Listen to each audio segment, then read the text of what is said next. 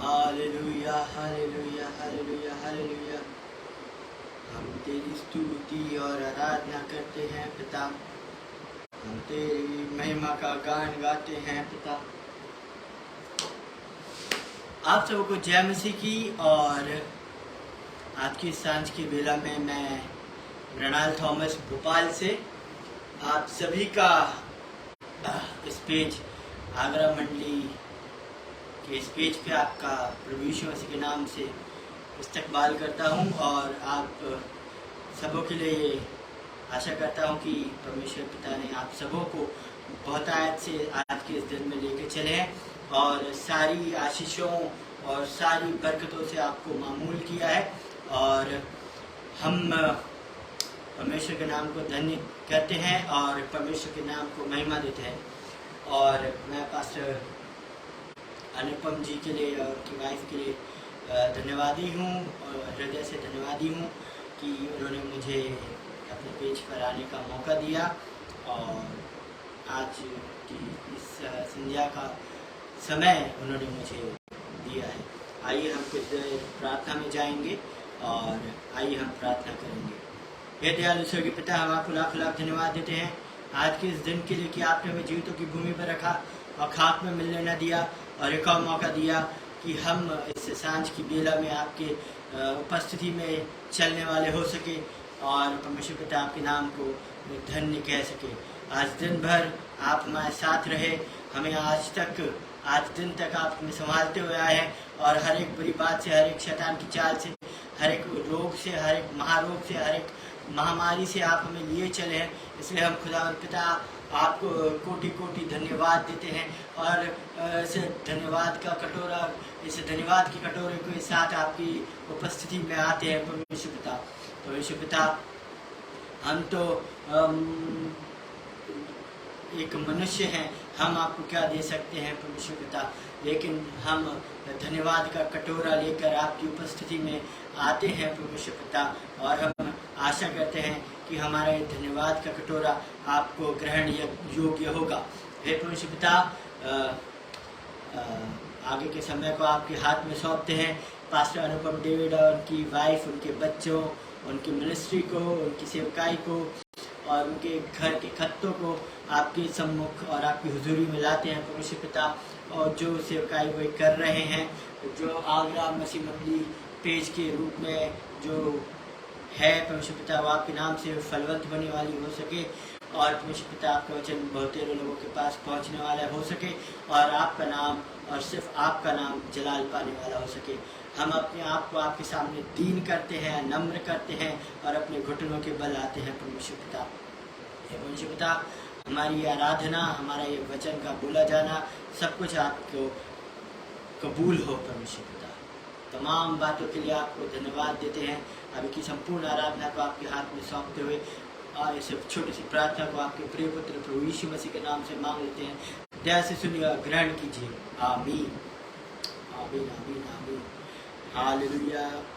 आइए हम कुछ देर परमेश्वर की आराधना करेंगे और कुछ गीतों के साथ हम परमेश्वर की आराधना करेंगे। और मैं आशा करता हूँ कि ये सब गीत आप सबों को आते होंगे। आज का दिन यहोवा ने बनाया है, हम इसमें आनंद दो, आनंद दो।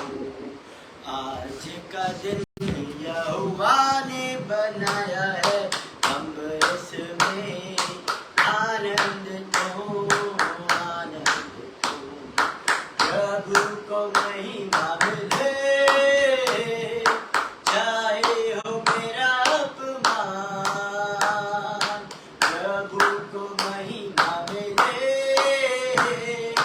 चाहे हो मेरा अपमान। वो बढ़े मैं घटूं, रहे उसी का ध्यान। वो बढ़े मैं घटूं,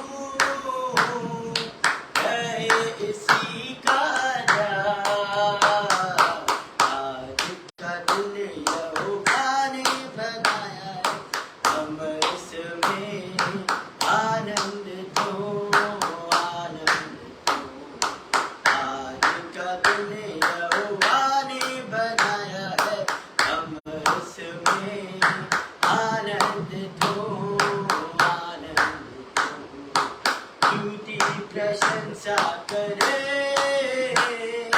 क्यों ना कुछ होता रहे। हालेलुया। स्तुति प्रशंसा करे, क्यों ना कुछ होता रहे, उसको हम भाते रहे, चाहे जहाँ भी रहे, उसको हम भाते रहे, चाहे जहाँ भी रहे। आज का दिन यहोवा ने बनाया है, हम उसमें आनंदित हो, आनंदित हो। आज का दिन यहोवा ने बनाया है, हम उसमें आनंदित हो, आनंदित हो। स्तुति प्रशंसा आता हूँ तेरे पास, मुझको है तुझसे आता हूँ तेरे पास, मुझको है तुझसे मुझको कबूल कर ले, पापों से शुद्ध कर दे, मुझको कबूल कर ले, पापों से शुद्ध कर दे।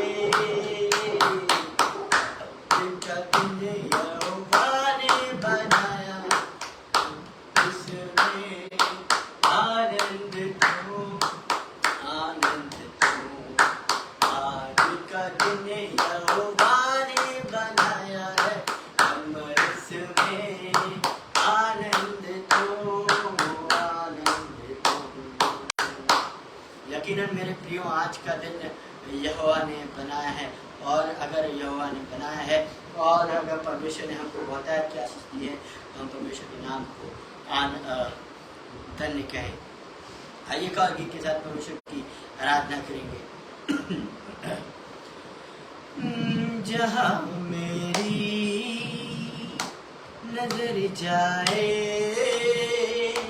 वहाँ तेरी स्तुति हो। जहाँ मेरी नजर जाए, वहाँ तेरी स्तुति हो। सारी दुनिया का रखवाला तू, सारी दुनिया का रखवाला तू है प्रभु, तू ही तू। तेरी स्तुति मैं करूं, आराधना करूं दिल से, दिल से। हाँ प्रभु, तेरी स्तुति मैं करूं, आराधना करूं दिल से, दिल से।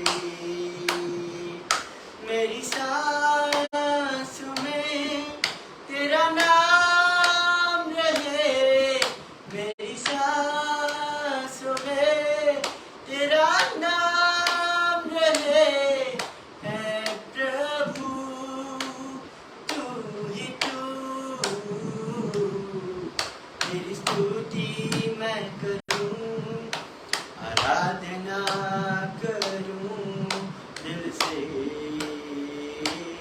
दिल से। तेरी स्तुति मैं करूं, आराधना करूं दिल से, दिल से। खुशी और गम में साथ हो तेरा, प्रारंभ और अंत में नाम हो तेरा। खुशी और गम में साथ हो तेरा, प्रारंभ और अंत में नाम हो तेरा। मेरे जीवन का सहारा तू, मेरे जीवन का रखवाला तू है प्रभु, तू ही तू। तेरी स्तुति मैं करूं, आराधना करूं दिल से, दिल से। तेरी स्तुति मैं करूं, आराधना करूं दिल से, दिल से, दिल से, दिल से,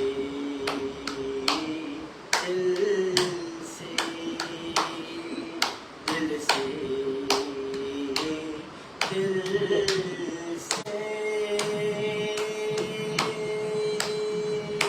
हाँ प्रभु, हम तेरी उपस्थिति में आते हैं और तेरे नाम को धन्य कहते हैं परमेश्वर पिता, और हम सिर्फ आपकी स्तुति करने वाले हो सके परमेश्वर पिता, ऐसा मन दीजिए परमेश्वर पिता। आमीन। आइए हम एक और गीत के साथ परमेश्वर की आराधना करेंगे। यीशु मसीह भरोसा मेरा, तू ही सहारा है मेरा, मुश्किल समय में तू ही दिलासा, साथ रहेगा तू सदा। यीशु मसीह, यीशु मसीह भरोसा मेरा, तू ही सहारा है मेरा, मुश्किल समय में तू ही दिलासा, साथ रहेगा तू सदा। करुणा भलाई तेरी सदा रहेगी मुझ पर, तेरी विश्वास योग्यता देखूंगा मैं उम्र भर, मैं हाथ उठाकर गाऊंगा, यीशु तेरा नाम रहे ऊंचा, मैं हाथ उठाकर गाऊंगा, यीशु तेरा नाम रहे ऊंचा। मौत से है बचाया मुझने, जीवन नया है दे दिया, नाम लेकर पुकारा मुझे, महिमा से मुझको भर दिया, न मौत से है बचाया तूने, जीवन नया है दे दिया, नाम लेकर पुकारा मुझे, महिमा से मुझको भर दिया, करुणा भलाई तेरी सदा रहेगी मुझ पर, तेरी विश्वास योग्यता देखूंगा मैं उम्र भर, मैं हाथ उठाकर गाऊंगा, यीशु तेरा नाम रहे ऊंचा, मैं हाथ उठाकर तेरा नाम रहे ऊंचा। मैं हाथ उठाकर गाऊंगा, यीशु तेरा नाम रहे ऊंचा।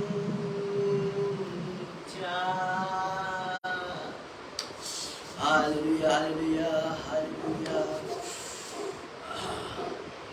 परमेश्वर की उपस्थिति में बहुत मज़ा आता है, और जब वो परमेश्वर अपनी आत्मा से भरता है तो हम किसी और ही दुनिया में पहुंच जाते हैं, और हम बीती बातों को याद करके हमारी आंखें भर जाती हैं कि परमेश्वर कितना भला है, और परमेश्वर ने सदा हमें अपनी भलाई और करुणा दिखाई है। पास्टर अनुपम देव जी, हालेलुया, हम परमेश्वर की आराधना करते हैं। Praise the Lord.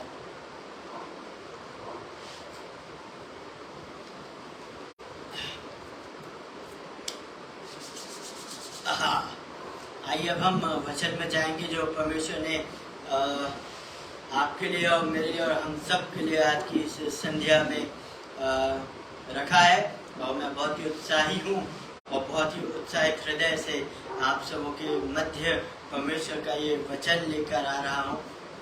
और मुझे पता है ये वचन परमेश्वर ने ही रखा था आज के दिन के लिए, आज के समय के लिए, कि आज मृणाल थॉमस 7:18 पे 29 अगस्त को 2023वें वर्ष में आज आपके साथ इस वचन को आप सबों के साथ बांटने पाएगा। आज एक बहुत छोटी सी गवाही दूंगा। दोपहर में मेरे को कुछ अच्छा नहीं लग रहा था, तो मैंने पास्टर अनुपम देव जी को कॉल किया। मैंने उनको बोला कि मुझसे ना हो पाएगा, मैं नहीं कर पाऊंगा। बोला ठीक है। कुछ प्रॉब्लम चल रही थी और मैं बहुत ही हर इंसान के जीवन में फील आता है जब हम अपने चारों ओर देखते हैं और हमें सिर्फ अंधकार ही दिखाई देता है। आया था वो समय मेरे जीवन में आज की दोपहर में, और मैंने बोला कि ना मेरी शुगर फ्लक्चुएट कर रही है और ये सब हो रहा है, तो मैं शाम का ये जो 7 बजे का समय है, ये मैं इस समय मैं परमेश्वर का वचन लेके नहीं आ पाऊँगा। फिर मैं खाना खा के सो गया। सो के मैं उठा तो I was compelled to do it. फिर मैंने पास्टर अनुपम देव जी को कॉल किया, नहीं तो उन्होंने उठाया नहीं। फिर मैंने मैसेज अपना आईपैड उठाया, वो मेरे सिरहाने रखा रहता है। मैं सो के जस्ट उठा था, मैंने अनुपम देव जी को कॉल किया, मेरा उन्होंने नहीं उठाया कॉल। और फिर मैंने अपना आईपैड उठाया, मैंने मैसेज प्रिपेयर किया। जैसे जैसे आत्मा बोलता गया मैं वैसा वैसा अपना वो आयतें लेता गया और वचन तैयार करता गया। फिर मैंने दोबारा अनुपम देव जी को कॉल किया, उन्होंने उठाया कॉल। मैंने बोला आपने मेरा समय किसी दूसरे को तो नहीं दिया? तो उन्होंने बोला कि नहीं, मैंने तुम्हारा समय किसी को नहीं दिया। मैंने बोला मैं उसी समय पे करूँगा। उन्होंने बोला कि ना एक और पासवान है हमारे भोपाल के, मैंने उनको भी कॉल किया लेकिन उन्होंने कॉल नहीं उठाया था। तो मुझे आत्मा ने बोला कि ना ये समय तेरा है, इसे कोई भी नहीं तुझसे छीन सकता।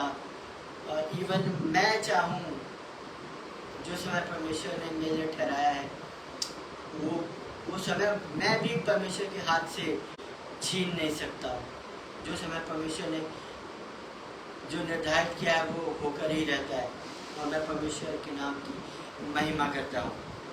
आज का जो वचन है जो परमेश्वर ने, और एक और ख़ास चीज़ बता रहा हूँ, जो मैसेज मैंने उस समय प्रिपेयर किया था और जो अभी मैं आपके बीच में बोने वाला हूँ, वो मैसेज दोनों अलग है।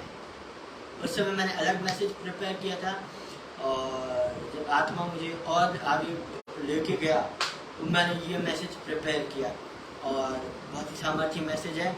और ये मेरी मैं जब अभी हॉस्पिटलाइज था, मैं 12 दिन हॉस्पिटल में था, मेरे को किडनी में इन्फेक्शन हो गया था, और मेरे को अच्छे खासे एंटीबायोटिक्स लगे हैं, और बहुत सारी मेडिसिन लगी हैं, और सब कुछ हुआ है। सेंट्रल लाइन लगी है, क्योंकि मेरी ये वेन्स नहीं मिलती हैं, तो मैंने सेंट्रल लाइन लगा दी थी। I been through a lot.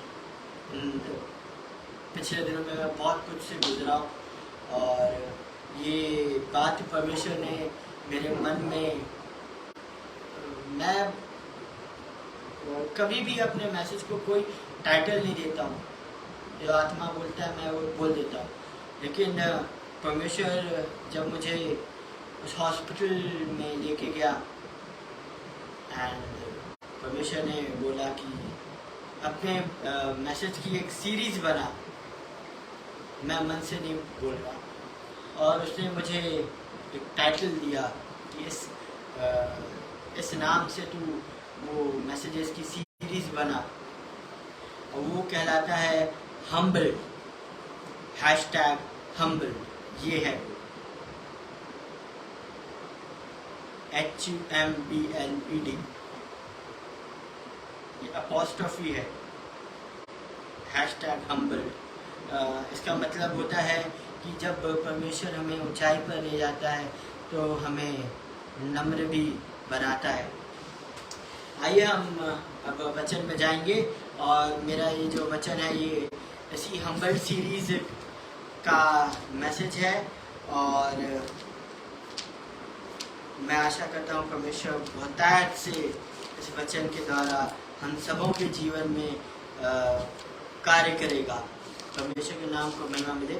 आज का जो वचन जो में स्टार्ट होता है वो बहुत ही फेमस भजन है, दाऊद का भजन है, हमें मुँह ज़बानी याद है, और हम इसे संडे स्कूल के दिनों से दोहराते हुए आए हैं, और मैं आशा करता हूँ कि आपके हृदयों में इम्प्रिंट हो चुका होगा अब तक। भजन 23। यहोवा मेरा चरवाहा है, मुझे कुछ घटी ना होगी। वह मुझे हरी हरी चराइयों में बैठाता है, वह मुझे सुखदाई जल के झरने के पास ले चलता है। वह मेरे जी में जी ले आता है, धर्म के मार्ग में वह अपने नाम के निमित्त मेरी अगुवाई करता है। चाहे मैं घोर अंधकार से भरी हुई तराई में होकर चलूं, तो भी हानि से न डरूंगा, क्योंकि तू मेरे साथ रहता है। तेरे सोटे और तेरी लाठी से मुझे शांति मिलती है। तू मेरे सताने वालों के सामने मेरे मेज बिछाता है। तूने मेरे सिर पर तेल मला है, मेरा कटोरा उमड़ रहा है। निश्चय भलाई और करुणा जीवन भर मेरे साथ साथ बनी रहेंगी, और मैं यहोवा के धाम में सर्वदा वास करूंगा। आमीन। परमेश्वर अपने आज के इस वचन पर बहुतायत की आशीष दे। आमीन। मेरे प्रियो, जब मैं इस वचन के उसमें गहराई में जाता हूँ, तो ये मैसेज जो है ये हम अपने जीवन के हर पड़ाव में हम इसको एज ए इंस्पिरेशन और एज ए हम क्या बोल सकते, एक अंगीकार का भजन है, जो सिर्फ दाऊद का ही नहीं हमारे जीवनों का भी हो सकता है। और अगर हम आज इस भजन को अंगीकार नहीं करते हैं, तो मेरे प्रियो, मैं आपको प्रेरित करूंगा कि आप इस भजन को अपने जीवन में अंगीकार करने के लिए आज से शुरू करें। हम जानते हैं कि ये जो भजन है, ये हम किसी का जन्मदिन हो, हम उसमें भी ये भजन का प्रचार करते हैं। किसी की मृत्यु हो, और जब कहीं कुछ दुखद हो, ये वचन उस क्षण में भी कार्य करता है। अगर हम इस वचन की 6वीं आयत को देखें, इसमें दाऊद कहता है कि निश्चय भलाई और करुणा जीवन भर मेरे साथ साथ बनी रहेंगी और मैं यहोवा के धाम में सर्वदा वास करूंगा। इसका फर्स्ट पार्ट जो ए पार्ट है, ये मेरा थीम वर्स है कि निश्चय भलाई और करुणा जीवन भर मेरे साथ साथ बनी रहेंगी। जब दाऊद अपने जीवन के उन पलों में गुजरता है और जो अपने जीवन के पिछले क्षणों को रेमिनाइज करता है, उनको याद करता है, उसकी एक फिल्म अपने आंखों के सामने देखता है कि परमेश्वर कैसा भला रहा है, कितनी भलाई परमेश्वर ने उसके जीवन में उस दिन तक करी है। और जब वो अपनी भेड़ को चराता था तब शेर और भालू उसको वो भगा देता था और सब कुछ में परमेश्वर उसे सब कुछ देखा, मौत की बारी देखी, सब कुछ देखा और वो एक निश्चय पर पहुंचा कि निश्चय भलाई और करुणा जीवन भर मेरे साथ साथ रहेंगी। इसमें दाऊद कहता है कि खाली जो समय मेरा इस पृथ्वी पर है उसमें जो परमेश्वर की करुणा और भलाई है, इंग्लिश में बोलते हैं surely goodness and mercy of the Lord will follow me all the days of my life. Surely goodness and mercy, परमेश्वर की भलाई करुणा मेरे पीछे पीछे चलेंगी। आगे का वो बोलता है कि ना, आगे चाहे मैं कुछ भी देखता रहूं लेकिन पीछे परमेश्वर की जो करुणा भलाई है वो मेरे पीछे पीछे एक साए की तरह चिपक के मेरे साथ साथ बने रहेंगे।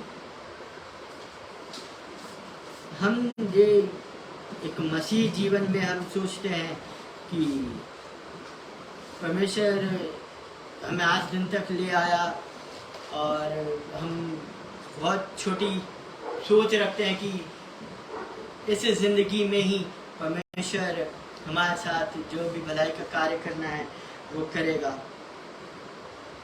और हम उसमें ही लिमिटेड रह जाते हैं, जैसे दाऊद अपने भजन में कहता है। लेकिन हम जब प्रेरितों के काम उसका 13वां अध्याय और उसकी 34वीं आयत से जब हम देखते हैं तो उसमें बहुत ही पावरफुल वर्ड है जो परमेश्वर अपने इस सेवक दाऊद के लिए कहलवाता है।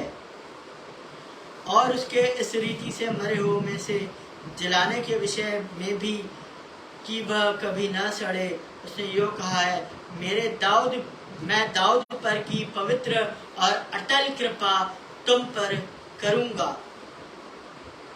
यहाँ हम देखते हैं, अगर हम इस आयत को थोड़ा सा मैं ज़्यादा बड़ी आयत नहीं रखूँगा आपके सामने, मैं छोटे में डिस्क्राइब करूँगा। ये एक सीन है जो पिसिदिया के अंताकिया में ये घटना घटती है और प्रेरित पौलुस और उसके साथी जो है पिसिदिया के अंताकिया में जाते हैं और एक आराधनालय में बैठते हैं। वहाँ के आराधनालय में जब वो बैठ जाते हैं तो मूसा की व्यवस्था और भविष्यवाणियों की किताब वहाँ पढ़ी जाती है और जब प्रेरित पौलुस को कहा जाता है कि अगर तुम्हारे पास कुछ हो तो अगर तुम्हारे मन में कोई बात हो तो कहो। मैं 15वीं आयत पढ़ रहा हूँ और तो वे इस बात का जिक्र करते हैं, अपनी बात का। वो बात तो जो है वो बहुत बड़ी है, लेकिन मैं कुछ उसमें से बताऊंगा। बहुत लंबा पैसेज है, 20वीं आयत से मैं पढ़ूंगा। इसके बाद उसने शमूएल भविष्यवक्ता तक उनमें न्याय ठहराए। उसके बाद उन्होंने एक राजा मांगा। तब परमेश्वर ने 40 वर्ष के लिए बिन्यामीन के गोत्र में से एक मनुष्य अर्थात कीश के पुत्र शाऊल को उन पर राजा ठहराया। 22वीं आयत, फिर उसे अलग करके दाऊद को उनका राजा बनाया, जिसके विषय में उसने गवाही दी, मुझे एक मनुष्य यीशे का पुत्र दाऊद मेरे मन के अनुसार मिल गया है, वही मेरी सारी इच्छा पूरा करेगा। और जब हम इंग्लिश ट्रांसलेशन में जब हम देखते हैं, वो परमेश्वर कहता है, He will do what I will say him to do.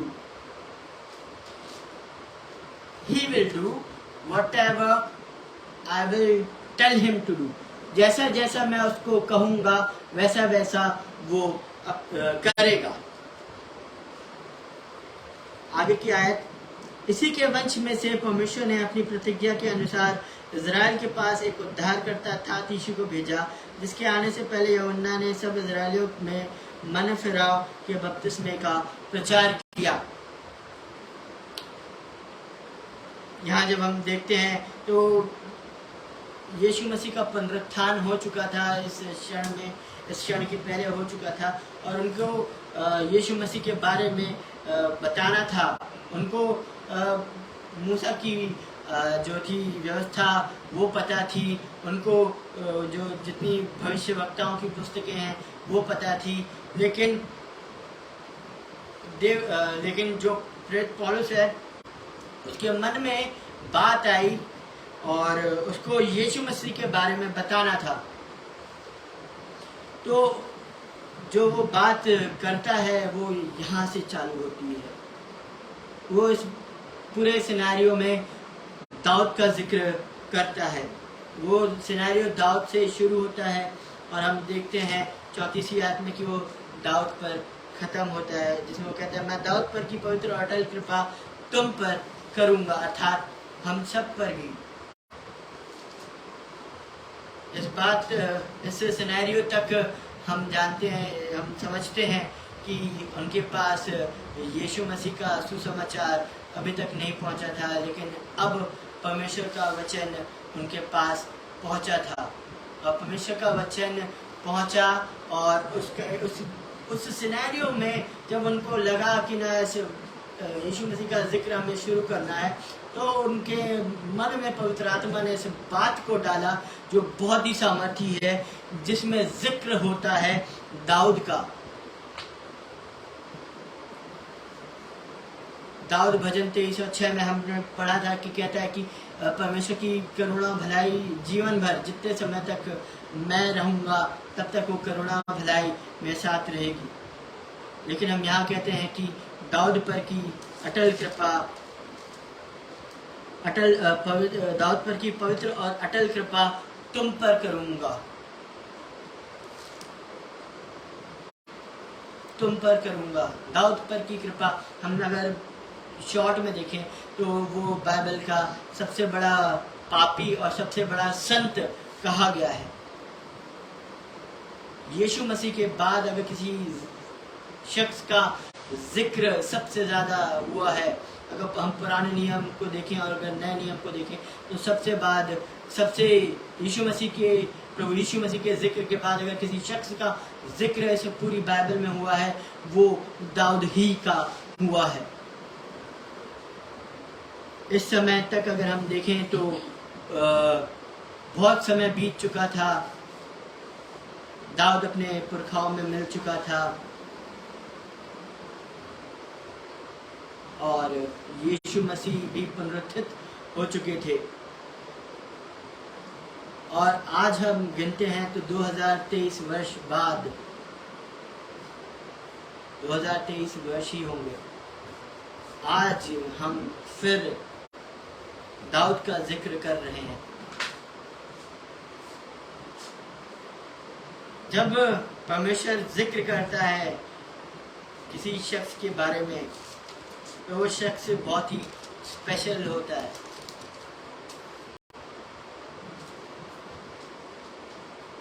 हम देखते हैं कि जब परमेश्वर दाऊद के बारे में गवाही देता है, तो वो कहता है कि ये व्यक्ति मेरे हृदय के अनुरूप है। वो परमेश्वर इस बात का जिक्र करता है कि दाऊद मेरे मन के अनुरूप शख्स है। He is the man after my own heart, मेरे हृदय के अनुरूप। वो शख्स जो परमेश्वर के मन से मेल खाता है, वो शख्स जो परमेश्वर की जो बातें हैं उनसे मेल खाता है, वो शख्स जिसके बारे में हम कहते हैं कि वो बाइबल का सबसे बड़ा पापी भी है और सबसे बड़ा संत भी है।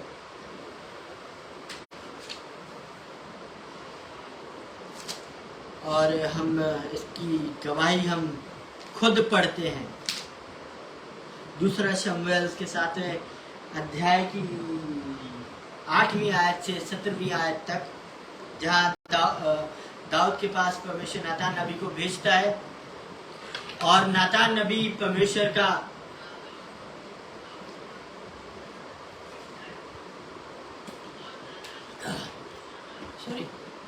नातान नबी परमेश्वर का वचन लेकर दाऊद के पास पहुंचता है। दाऊद बोलता है कि मैं परमेश्वर के लिए कुछ करना चाहता हूँ, मैं परमेश्वर के लिए एक घर बनाना चाहता हूँ।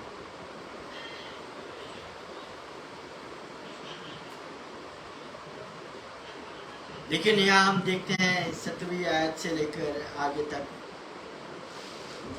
8वीं आयत से लेकर आगे तक, जहाँ पे परमेश्वर का वचन कहता है,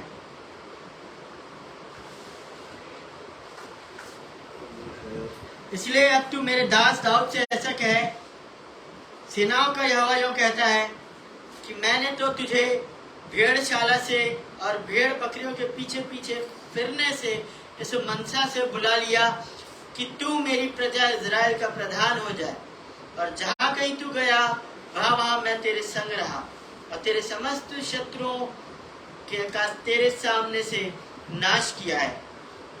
फिर मैं तेरे नाम को पृथ्वी पर के बड़े बड़े लोगों के नामों के समान महान कर दूंगा, और मैं अपनी प्रजा इज़राइल के लिए एक स्थान ठहराऊंगा और उसको स्थिर करूंगा कि वह अपने ही स्थान में बसी रहे और कभी चलायमान न होगी, और कुटिल लोग उसे फिर दुख न देने पाएंगे जैसा कि वे पहले करते थे, वरन उस समय से भी जब मैंने अपनी प्रजा इज़राइल के ऊपर न्याय ठहराया था। और मैं तुझे तेरे समस्त शत्रुओं से विश्राम दूंगा। यहोवा तुझे यह भी बताता है कि यहोवा तेरा घर बनाए रखेगा। जब तेरी आयु पूरी हो जाएगी और तू अपने पुरखाओं के संग सो जाएगा, तब मैं तेरे निज वंश को तेरे पीछे खड़ा करके उसके राज्य को स्थिर करूंगा।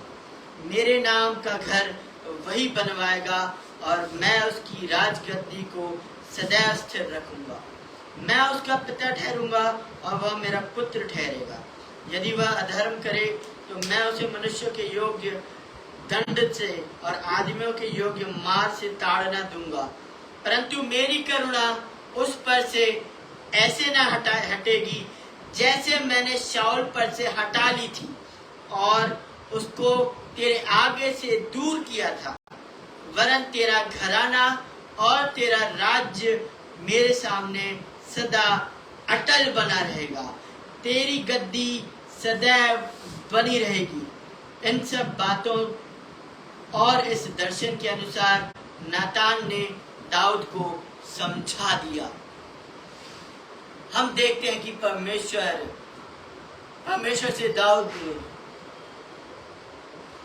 हम देखते हैं कि दाऊद परमेश्वर के प्रति अपने प्रेम को प्रकट करना चाहता था।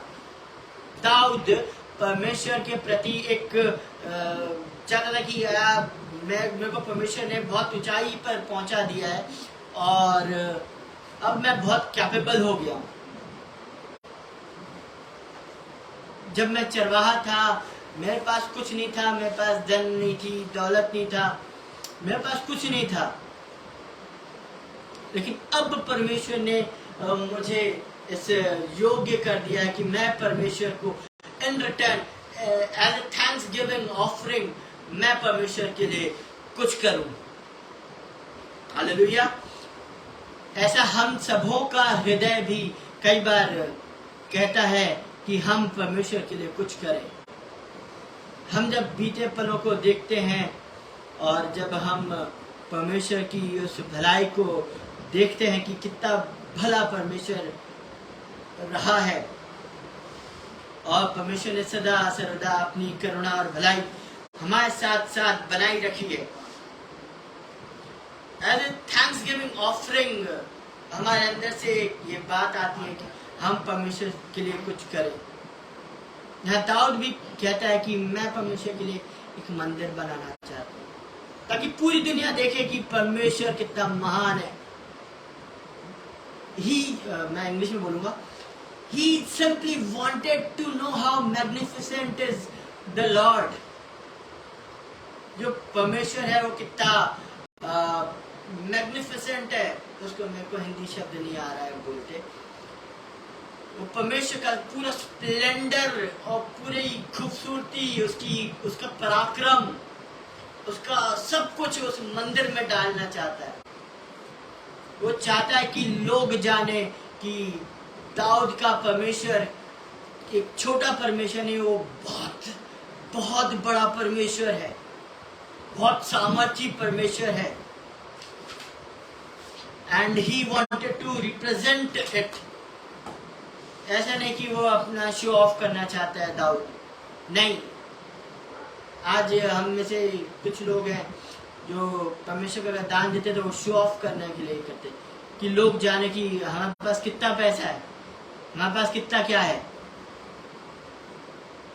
बड़ा बड़ा भर भर के दान डालते हैं दान पेटियों में और अनाउंसमेंट करवाते हैं कि हमने 5,000 दिए, 10,000 दिए, 20,000 दिए, 1 लाख दिए, 1 करोड़ दिए। मैं माफी चाहूंगा, मैं सबके बारे में बात नहीं कर रहा, लेकिन कुछ लोग होते हैं, सबके मनों को परमेश्वर जानता है, मैं उनको जांचने वाला नहीं हूं, पर होते हैं कुछ लोग। दरवाजा बंद कर। यह दाऊद एक धन्यवादी हृदय के साथ और एक एज ए ऑफरिंग वो परमेश्वर के लिए एक भवन बनाने की इच्छा जाहिर करता है नातान नबी के सामने। नातान नबी बोलता है, तब राजा नातान नामक भविष्यवक्ता से कहने लगा, देख मैं तो देवदारू के बने हुए घर में रहता हूँ, परंतु परमेश्वर का संदूक तंबू में रहता है। नातान ने राजा से कहा, जो कुछ तेरे मन में हो उसे कर, क्योंकि यहोवा तेरे संग है। ऐसा कई बार कई लोगों के जीवन में होता है कि परमेश्वर उन्हें बहुत ऊंचाइयों पर ले जाता है और उन ऊंचाइयों के बाद हम देखते हैं वे परमेश्वर को भूल जाते हैं। इस समय तक किसी ने भी परमेश्वर के लिए मंदिर बनाने की उनके बाद उन्होंने सोचा भी नहीं कि परमेश्वर के लिए कुछ करें। लेकिन जहां दाऊद के मन में आया, परमेश्वर मैं महल में रह रहा हूं और मेरा परमेश्वर टेंट में रह रहा है, मैं बहुत ऐशो आराम से रह रहा हूं और परमेश्वर टेंट में रह रहा है। No, I will do something for the Lord as a thanksgiving। धन्यवादी हृदय से मैं परमेश्वर के लिए कुछ करना चाहता हूँ। उससे मुझे इतना सब कुछ दिया है, उससे मुझे बहुत ऊंचाई पर पहुंचाया, लेकिन अब मैं परमेश्वर के लिए कुछ करना चाहता हूँ। जब परमेश्वर ने उसको समस्त शत्रुओं से विश्राम दिया, दाऊद का जीवन बहुत टेंशन में गुजरा है, लड़ाइयों में गुजरा है, सब चीजों से गुजरा है, but he had a heart compelled for the Lord. उसका हृदय परमेश्वर के लिए कुछ करने के लिए उसको बोलता है। लेकिन परमेश्वर बोलता है, मैं तेरे लिए, तू मेरे लिए मत कर। मैंने कभी किसी से कुछ नहीं मांगा। आज तक जितने राजा हुए, मैंने वो आयत नहीं पढ़ी, लेकिन हाँ लिखा है, आज तक तो मैंने किसी से कुछ नहीं मांगा और मैं टेंट में ही निवास करते रहा। लेकिन अगर तेरे मन में बात आई है ना, ये बहुत बड़ी बात है। यहाँ परमेश्वर इन सब बातों की घोषणाएं करता है। दाऊद के जीवन में बहुत सामर्थी घोषणाएं हैं। उसको उसका फ्यूचर दिखाता है परमेश्वर। How splendid his future will be. उसने सोचा होगा कि मेरा जो राज्य है, मेरी जो तख्ती है, वो यहीं तक है। लेकिन परमेश्वर उसके बारे में उसके पुरखाओं के साथ मिलने के बाद की भी घोषणाएं करता है। No, I will build a home for you. House नहीं, होम। मैं तेरे लिए मकान नहीं बनाऊंगा, मैं तेरे लिए घर बनाऊंगा। मैं तेरा घर बनाऊंगा। मैं तुझे एक स्थिर घर बना के दूंगा। मैं तुझे भेड़शाला से और भेड़ बकरियों के पीछे पीछे से उठा ले आया, इस मनसा से बुला ले आया और अपने लोगों के ऊपर राजा नियुक्त किया। I never wanted anything in return from you, David. मैंने तुझसे कभी इन रिटर्न, मैंने बदले में तुझसे कुछ नहीं मांगा। मैंने आज तक किसी से कुछ नहीं मांगा। परमेश्वर आज भी हमसे कुछ भी नहीं मांगता है।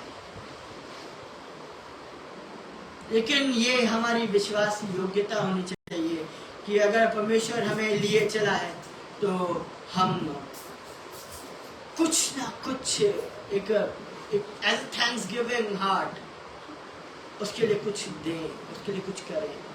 पैसा, दौलत, शोहरत, ये सब तो उसी का है, उसी ने हमें दिया है। हमारी क्या औकात, हमारी क्या हैसियत। लेकिन as a human, as a Christian, as a मसीही, हमें आत्मा हमारी कंपेल करे कि हम परमेश्वर के लिए कुछ करें।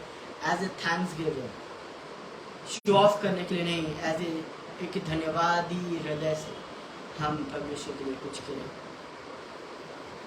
और हम जब देखते हैं कि इन रिस्पॉन्स दाऊद क्या कहता है, 18वीं आयत से हम दाऊद का रिस्पॉन्स देखते हैं।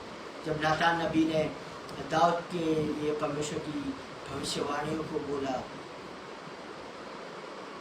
उसको उसका भविष्य दिखाया, जो कुछ उसकी आंखों के सामने था, उसके बाद का भी भविष्य परमेश्वर ने उसको दिखाया। As a servant, not as a king, एक राजा के रूप में नहीं, पर as a servant, as a परमेश्वर का दास होने के नाते वो कहता है, तब दाऊद राजा भीतर जाकर, कहा, there's a place, एक जगह थी जो दाऊद ने निर्धारित करी थी, जहां वो यहोवा के पास से जाता था। ये उसी बात का जिक्र कर रहा है।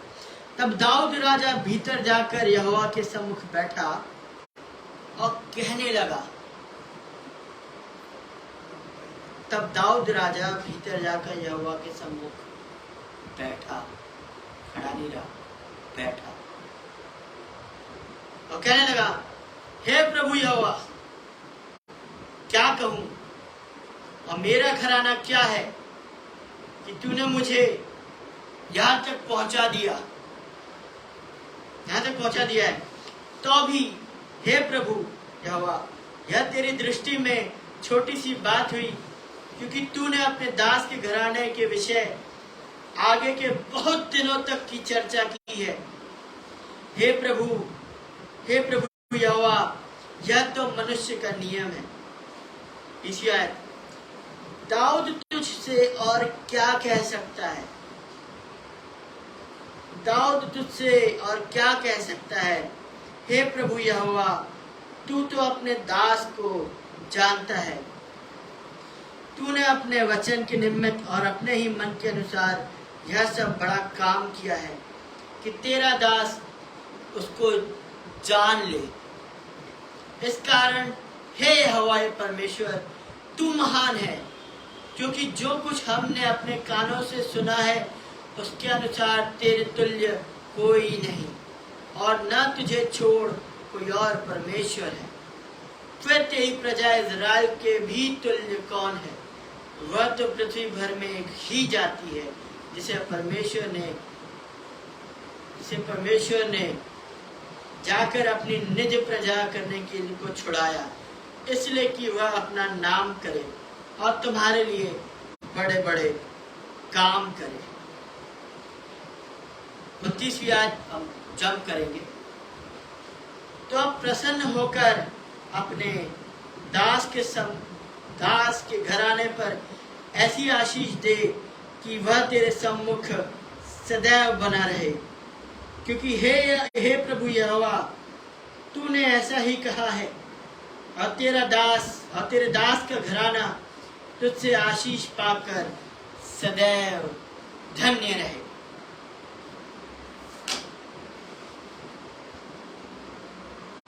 यहाँ तक हम देखते हैं कि दाऊद का रिस्पॉन्स कैसा रहा। वो घमंड से नहीं भरा। आज अगर हमें परमेश्वर हमारी ऊंचाइयों तक पहुंचाता है तो हमारा मन कहीं ना कहीं घमंड से भर जाता है। हम कई बार परमेश्वर को भी कुछ नहीं समझते हैं। यहाँ परमेश्वर है जो दाऊद को अपने तुल्य बना चुका था, इजराइलियों के ऊपर राजा नियुक्त कर चुका था। दाऊद के पहले शाऊल राजा था, वो सिर्फ राजा ही बन के रहा और राजा ही बन के उसको परमेश्वर ने हटा दिया। लेकिन दाऊद, अगर हम दाऊद की तारीफ करें तो वो राजा बनने के पहले भी परमेश्वर का दास था,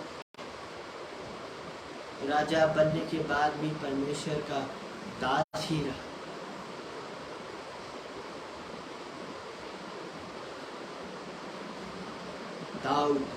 हम दाऊद की फेथफुलनेस के बारे में बात कर रहे हैं, दाऊद की विश्वास योग्यता के बारे में। हम दाऊद की ओबीडियंस के बारे में बात कर रहे थे जब हमने प्रेरितों के काम उसका 13वां अध्याय और उसकी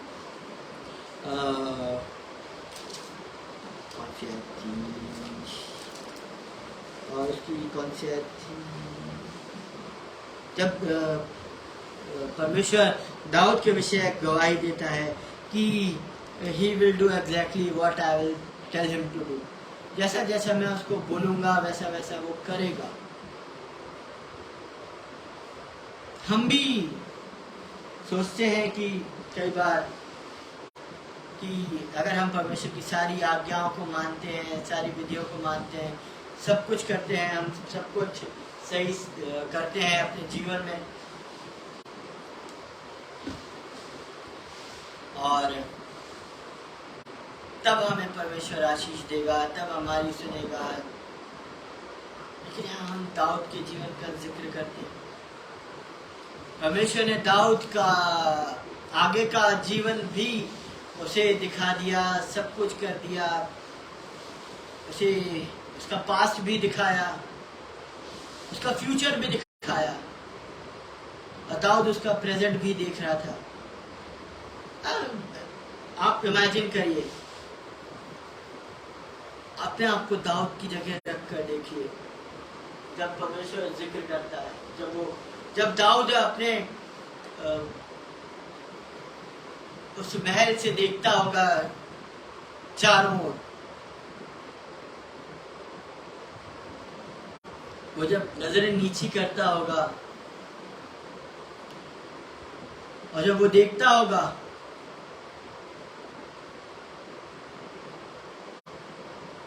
कि यही वो जंगल है, यही वो वादियां हैं, यही सब वो सब है जिसे परमेश्वर मुझे लेके आया। वो भेड़शाला थी, मैंने उसके बारे में सोचा था कि this will be the highest place I will ever be. वो मेरा ऊंचा, वहीं तक मैंने सोचा था कि परमेश्वर मुझे उसी ऊंचाई तक रखेगा। जब उस भेड़शाला एक मचान टाइप की बनी रहती है, मैं डिस्क्राइब करूंगा। जब वो सोचता होगा, जब उस भेड़शाला के ऊपर लेटता होगा, आकाश की तरफ देखता होगा और तारों को देखता होगा, आकाश को देखता होगा, उसे कभी सोचा भी नहीं होगा कि परमेश्वर उसे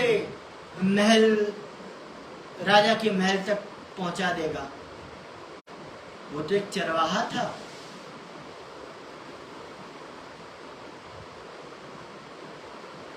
उसकी सोच उस भेड़शाला तक खत्म होती थी। और हम देखते हैं कि परमेश्वर जब उसके विषय में गवाही देता है तो परमेश्वर उन बातों का जिक्र करता है कि वो कितनी फेथफुलनेस के साथ अपनी भेड़ की रखवाली करता है। बस मचान तक ही उसकी सोच थी। राजा के महल में जाने की तो बहुत दूर की बात थी उसके जीवन में। लेकिन मैं ये पर्सनली सोचता हूँ, वो जब नीचे से देखता होगा, वो राजा के महल की तरफ तो देखता ही होगा, कभी न कभी जीवन में वो उस बेथलेहम के उस महल की को देखा होगा। लेकिन एज ए ह्यूमन उसकी सोच, हम ह्यूमन है, हम छोटी सोच सोचते हैं कि यहाँ तक परमेश्वर ले आया है, दैट इज इट, काफी है, हम यहाँ तक आ गए, काफी है, this is the highest level. और जब दाऊद उस महल में टहलता होगा, घूमता होगा, वो अपने सामने उसी स्थान को देखता होगा कि मैं यहीं से आया हूँ। तो सोचिए कितना हम्बल हो जाएगा वो शख्स से परमेश्वर एक चरवाहे से राजा बना दे। कई ह्यूमंस हैं, कई लोग हैं जिनके मन में घमंड आ जाता है। शाऊल के मन में भी घमंड आ गया था,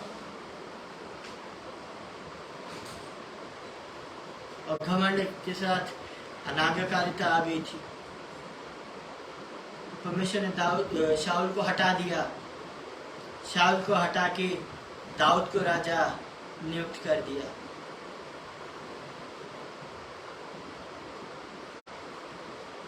ये बाइबल में उसका जिक्र है, उस बात का। और यहाँ हम देखते हैं कि परमेश्वर कहता है कि परमेश्वर ने दाऊद के लिए गवाही दी। कितनी बड़ी बात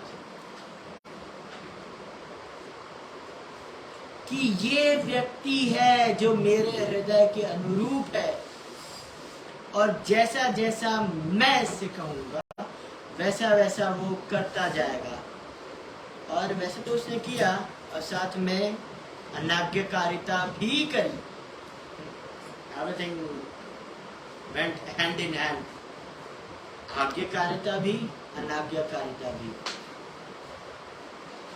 बहुत ही हम सोचते हैं दाऊद के विषय में, that is something else, बहुत अलग चीज है। जब अगर हम दाऊद के बारे में जिक्र करते हैं तो वो बहुत ही आला चीज है। कोई अगर वचन में से कुछ ना कुछ सिखाया तो वो बहुत छोटी छोटी बातें होंगी, लेकिन अगर दाऊद के बारे में अगर प्रचार किया जाता है तो वो बहुत ही आला चीज होती है, बहुत ही। I can't describe it in words. अगर मैं शब्दों में उसको पिरोऊं भी तो शब्द कम पड़ जाएंगे, लेकिन वो बात मैं पूरी नहीं कर पाऊंगा। अब परमेश्वर गवाही देता है। आज अगर परमेश्वर हमारे लिए गवाही दे तो हम तो कहेंगे हम तो, हाँ मैं कुछ हूँ, इसलिए परमेश्वर मेरे लिए गवाही देता है। देखो मैं कितना आज्ञाकारी हूँ कि परमेश्वर मेरे लिए गवाही दे रहा है। यीशु मसीह के पुनरुत्थान के बाद भी परमेश्वर गवाही दे रहा है, उस गवाही का जिक्र कर रहा है पौलुस। जहाँ बड़े बड़े शिक्षक थे, बड़े बड़े लोग थे और छोटे छोटे भी लोग थे, उस सभा में, उस आराधनालय में इस बात का जिक्र कर रहा है कि कहाँ से यीशु मसीह के बारे में अगर वो बताना चालू करता है तो उसको और कोई बात ही नहीं मिली। उसने दाऊद के साथ वो बात का जिक्र स्टार्ट किया। और अभी हम लोगों ने एक कन्वर्सेशन पढ़ा कि परमेश्वर ने जो दाऊद के लिए प्रतिज्ञा करी थी, परमेश्वर ने वो भविष्य दाऊद को दिखाया और हम देखते हैं कि दाऊद का रिस्पॉन्स कैसा था। यहाँ बात खत्म नहीं होती। ये बात, ये मैसेज, ये जो चीज़ है, ये मेरे प्रियो सिर्फ इसी कन्वर्सेशन पे खत्म नहीं होती। There is more to the story। ये जो टाइटल है, ये हम्बल्ड, ये हम्बल्ड उसी बात का प्रतीक है। जब परमेश्वर हमें ऊंचाइयों पर ले जाता है, वो हमें नम्र भी करता है। दाऊद को कितनी ऊंचाइयों पर ले गया परमेश्वर, लेकिन उतने ही लेवल पर परमेश्वर ने उसको नम्र भी किया, वो नम्र भी हुआ।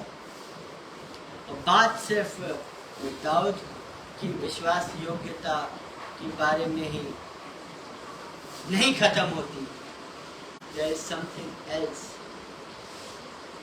जब हम देखते हैं यिर्मयाह नबी की किताब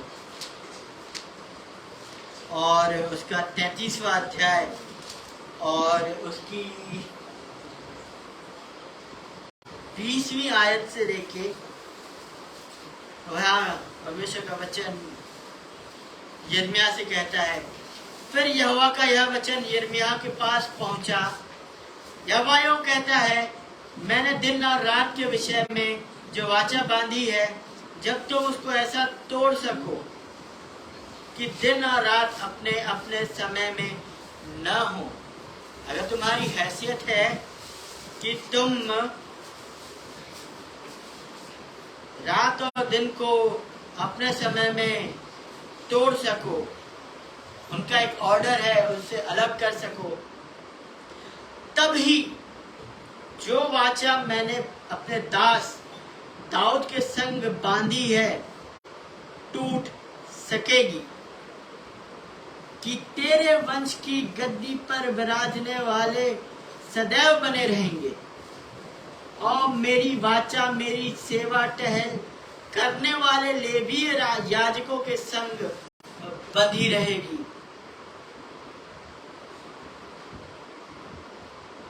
Nothing stops at what level you can be faithful to God।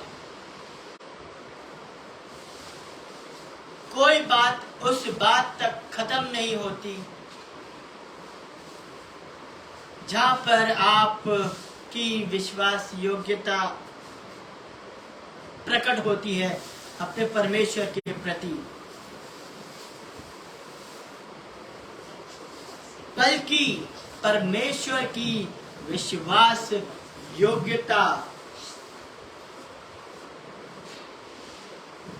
प्रकट होती है। परमेश्वर किसी की विश्वास योग्यता के ऊपर डिपेंड नहीं रहता। परमेश्वर की जो वाचा है वो कभी नहीं टूटती है। एक बार परमेश्वर ने कोई बात कह दी तो वो पत्थर की लकीर होती है। हम मनुष्य भले ही अविश्वासी हो जाएं, हम अभी पे विश्वास कर रहे हैं और बाद में विश्वास करना छोड़ दें। हमारी आने वाली पीढ़ी विश्वास योग्य ना रहे तो भी परमेश्वर विश्वास योग्य है। एक बार जो परमेश्वर अपनी वाचा बांध लेता है वो उससे कभी नहीं फिरता।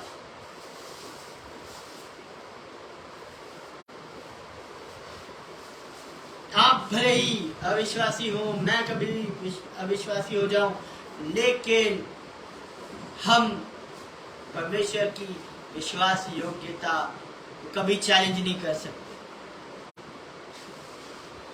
यहोवा जो कहता है, मैंने दिन और रात के विषय में जो वाचा बांधी है, जब तुम उसको ऐसा तोड़ सको कि दिन और रात अपने अपने समय में ना हो, दिन और रात को अपने अपने समय में कोई भी अलग नहीं कर सकता।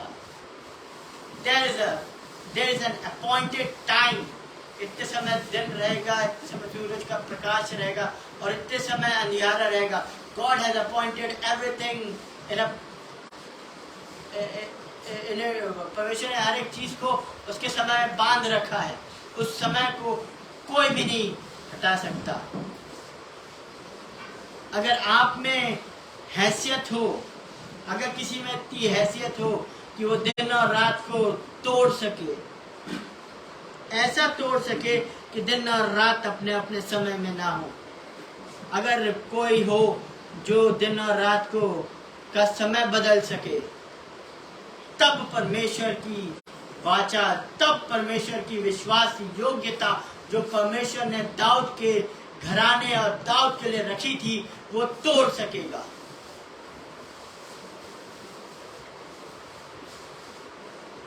अगर आप में या मुझ में इतनी कुव्वत है कि हम दिन और रात को अलग कर सके, ऐसा तोड़ सके, इसके टाइम से हटा सके कि वो अपने अपने समय पे ना रहे, तब परमेश्वर ने जो वाचा हम सबों से बांधी है, तब वो वाचा टूट नहीं पाएगी। तब वो वाचा दाऊद के विषय में जो परमेश्वर ने वाचा बांधी थी, तब वो टूट नहीं पाएगी, कभी नहीं टूट सकती।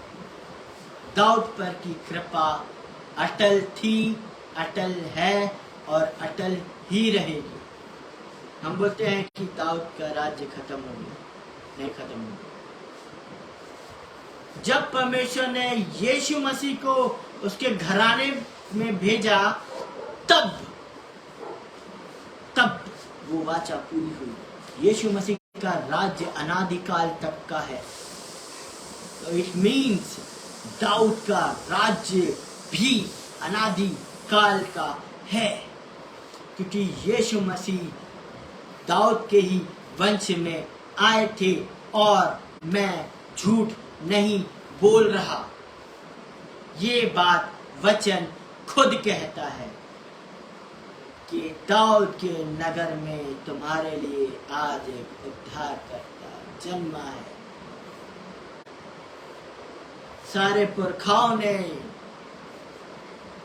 यीशु मसीह के बारे में गवाही इस पवित्र शास्त्र में दे रखी है। अगर मैं झूठ बोलूं तो ये वचन झूठा ठहरेगा। हर एक चीज इसमें नोटेड है। अगर यीशु मसीह के थ्रू हम देखते हैं कि परमेश्वर ने अपनी प्रतिज्ञा पूरी की है, तो मैं इस बात के लिए भी निश्चिंत हूँ और आपको भी निश्चिंत करना चाहता हूँ और एनकरेज करना चाहता हूँ कि जो वाचा परमेश्वर ने आपसे और मुझसे बांधी है, जो इस वचन में दी रखी है, उनमें से हर एक वाचा जब तक पूरी ना हो जाए, वो खाली हाथ ना रहेगी। मैं आशा करता हूँ कि आज का जो वचन है वो हम में से हर एक के लिए बहुतायत का वचन रहा है, क्योंकि ये वचन मैं विश्वास करता हूँ कि ये वचन परमेश्वर की ओर से ही था।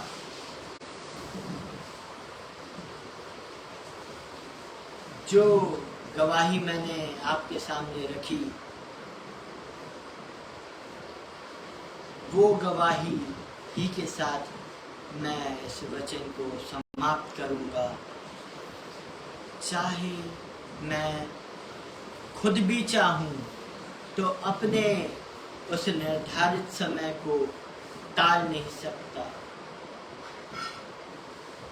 अगर मैं खुद भी चाहूं तो मैं जो समय परमेश्वर ने मेरे लिए निर्धारित किया है उसे मैं टाल नहीं सकता। अगर परमेश्वर ने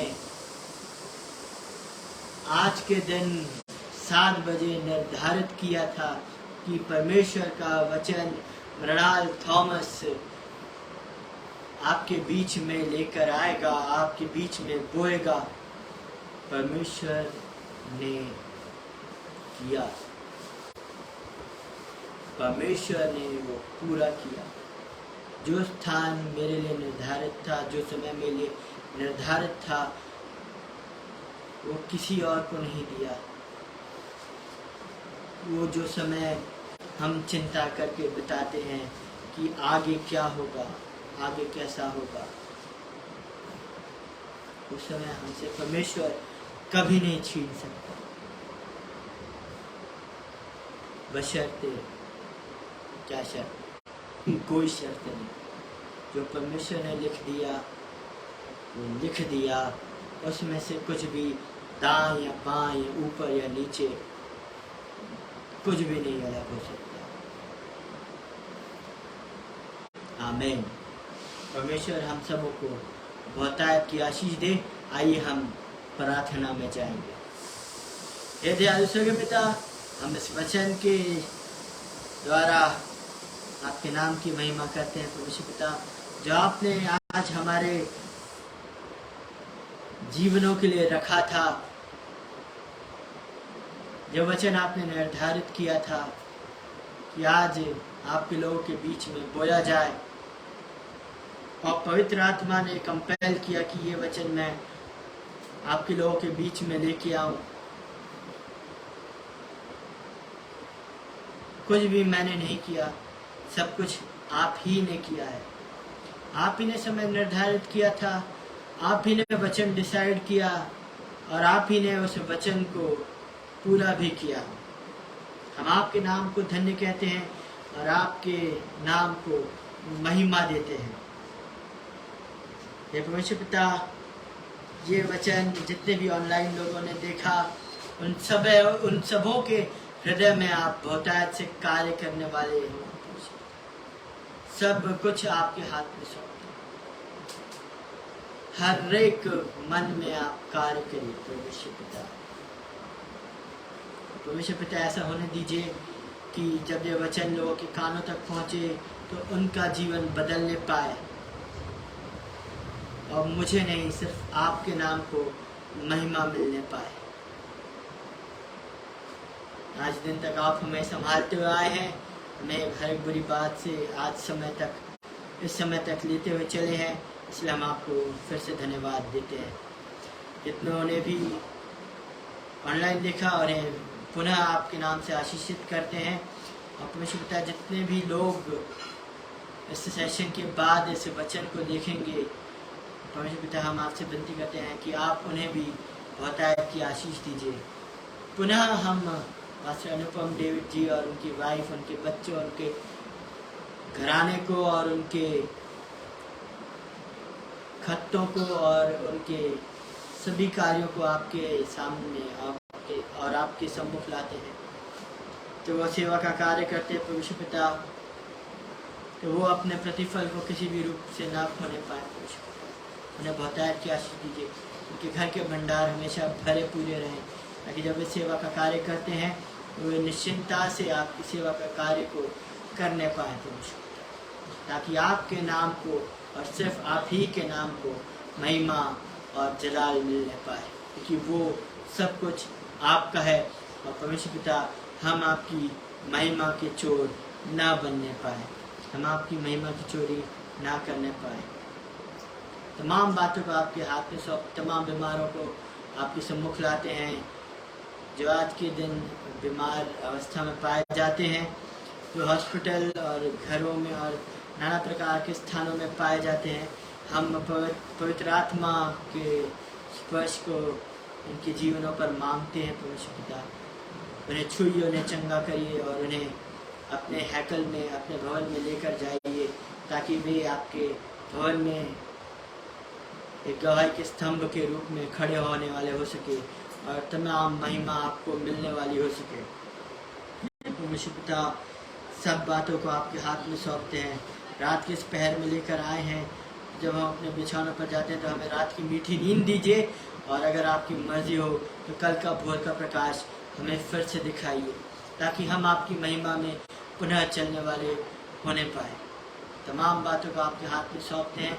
इस प्रार्थना को आपके प्रिय पुत्र प्रभु यीशु मसीह के नाम से मांग लेते हैं। दया से और सुनिए, दया से सुनिए और ग्रहण कीजिए। आमीन। परमेश्वर हम सबों को बहुतायत की आशीष दे। आमीन।